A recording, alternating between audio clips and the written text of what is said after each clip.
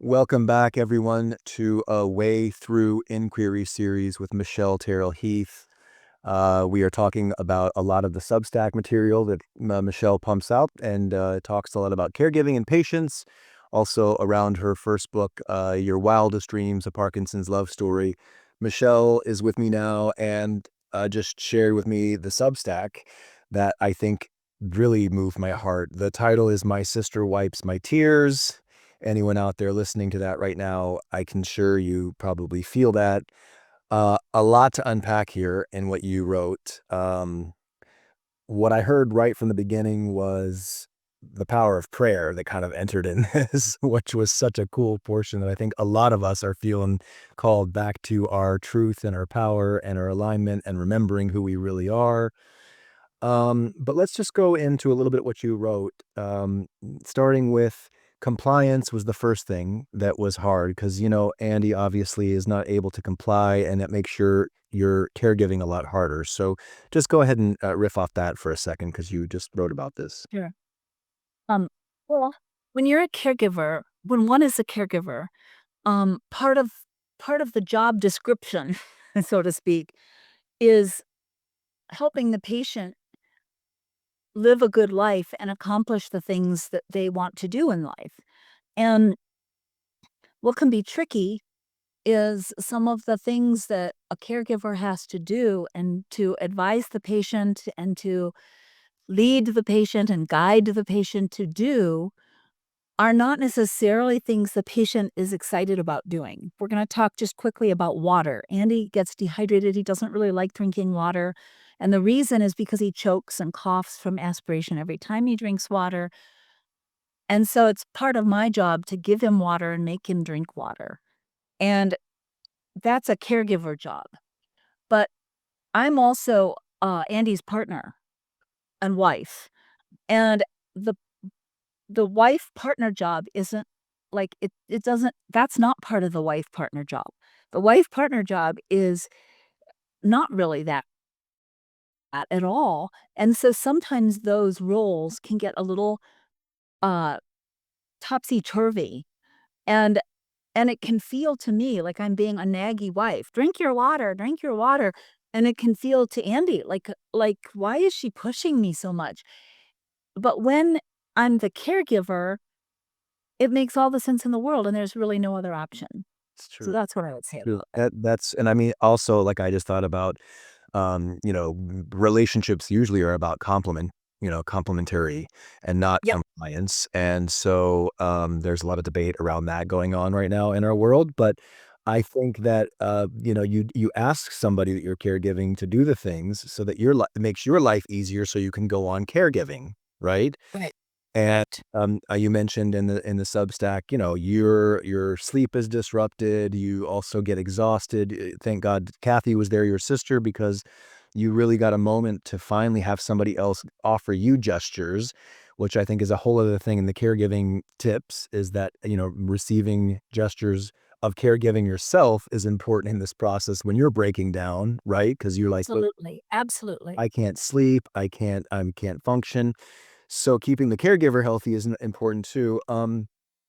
Another thing is that there was a conversation that was overheard by Andy, which I can understand. This is probably really tricky for lots of caregivers out there, and that is, when do I find a different solution because this is not working? But what Andy heard was that it's wrong, and he felt like maybe some abandonment was going to happen. That's right.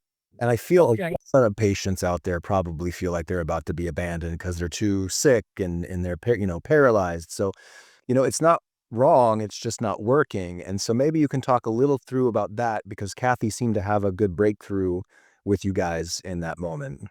Yeah. Well, Kathy and I were not really talking about Andy only specifically. We were talking about just getting older because we've just, in the last year and a half, witnessed our mom, and in the last 2.5 years, witnessed our dad and our mom pass away. And they had caregivers, and they were quite elderly, 89 and 90 years old, and very homebound at the time of their death. Both died at home.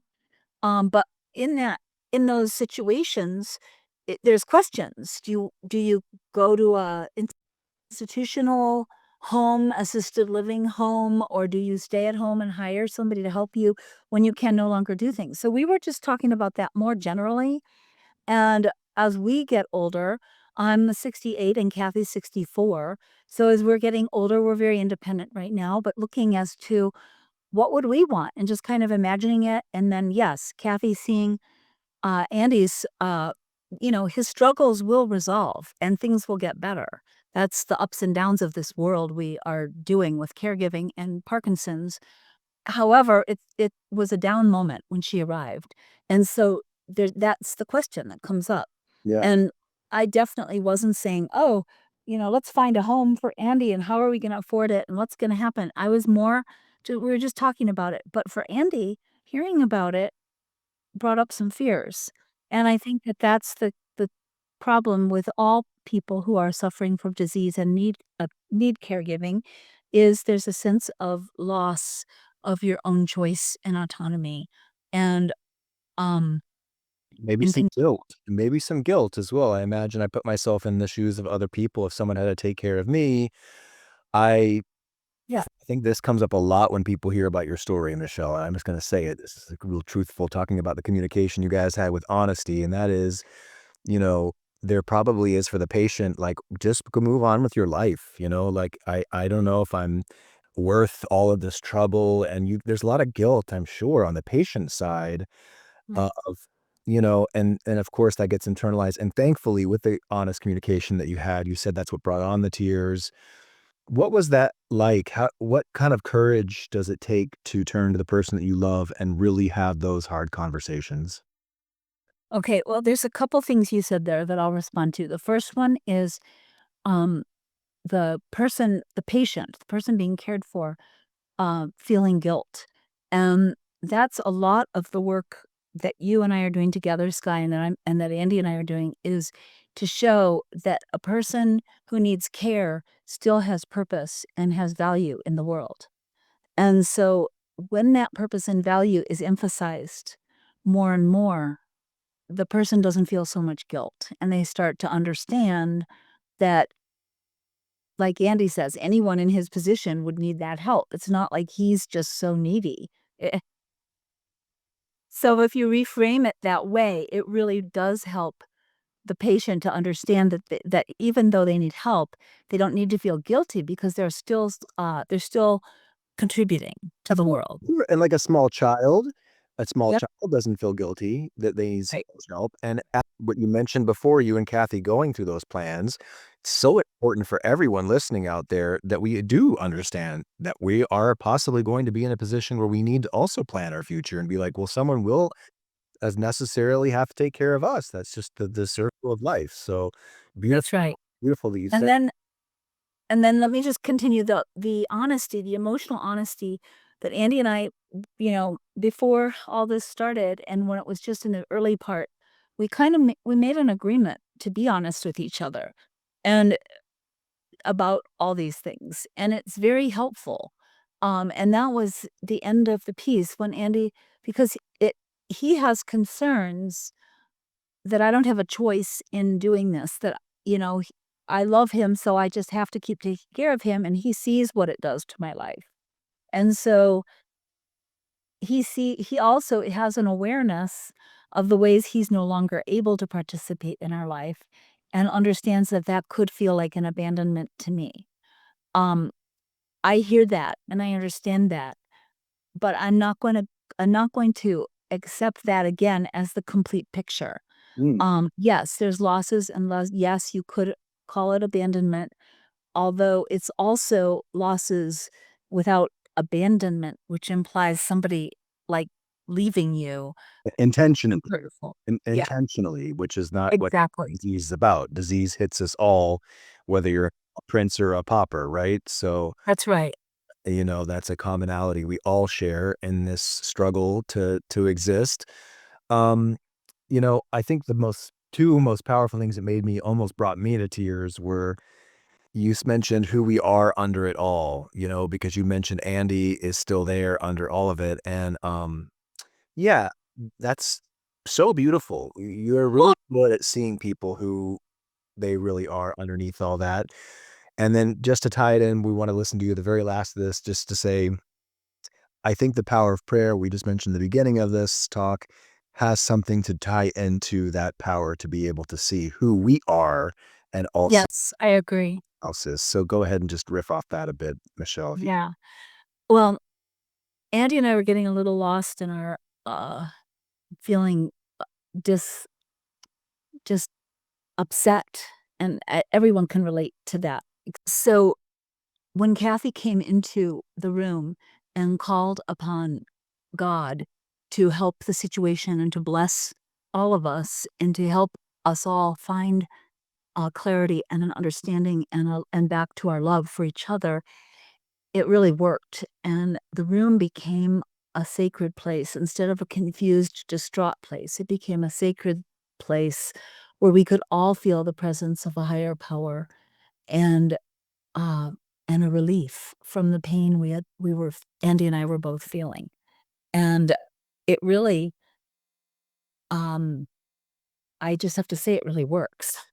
Asking for help from a higher power really worked in this situation. And it also revealed who we all really are beneath all of the cacophony of worries and abandonment and things, right? It gets things very clear, I imagine. And you said sacred place, and that reminds me of the last conversation we had a couple weeks ago about how to make a home. I'd suggest you listen to that one as well, and possibly include making your place a sacred place as something about coming home. Yeah. Uh, I Yeah. just found it so powerful because one thing that people may or may not know about you from just listening is that you are really good at seeing truth Mm. and seeing people for who they really are underneath all of the mistakes and underneath all the other, things, identities. And I just, anybody who's listening, you've got the magic, that's for sure. That's why we come to you for wisdom and we come to you for like lived experiences. You've got a tried and true talent for understanding what makes this existence possible and what makes it, livable and worth it. So thank you for that. And I appreciate that you bring in the power of prayer. Whatever it is, it definitely is. There's a lot bigger than things than us, right? So it's important to call that in. Yeah. Is there anything else you want to say before we close about the Substack that you wrote? Because, it was such a powerful one. Thank you, Sky. I'll I will close with just saying that when you feel the very most despair in your life, if there's nobody there to wipe your tears, take your own hands and touch your own cheeks and wipe your tears and remind yourself that you are a valuable you have value and that you are a very loved child in this universe. That's so beautiful. Will you just repeat what you've done for some of us as kids? You mentioned a couple weeks ago we had this lovely thing that you helped me settle on. It was the all is well piece. Do you want to just say that to close out for those? Oh, sure. It's just a little mantra that you can say, "All is well. I am well. All is well. I am well. My body is in perfect health." Beautiful. And then we'll just end on that today. I think everyone gets it. Do what you got to do with this one because it's definitely going to sink deep inside your spirit. And we send you all kinds of love for whatever situation you're going through. Remember, you can always call on the power of prayer, and you've got your friends and family to also guide you through. Thanks for joining us.